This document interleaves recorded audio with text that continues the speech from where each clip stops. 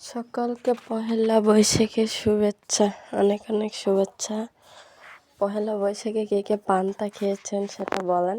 আমি ইলিশের কথা বলছি না, কারণ আমি ইলিশ খাইনি। পান্তা, 2টা কাঁচামরিচ আর একটু আলুর ভর্তা আর একটু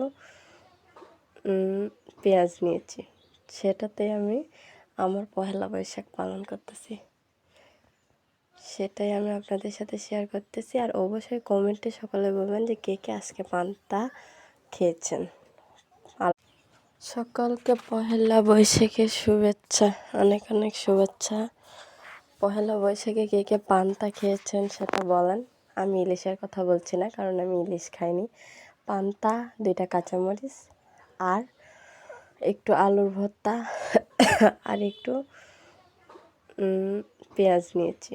সেটাতে আমি আমার পহেলা বৈশাখ পালন করতেছি, সেটাই আমি আপনাদের সাথে শেয়ার করতেছি। আর অবশ্যই কমেন্টে সকলে বলবেন যে কে কে আজকে পান্তা খেয়েছেন।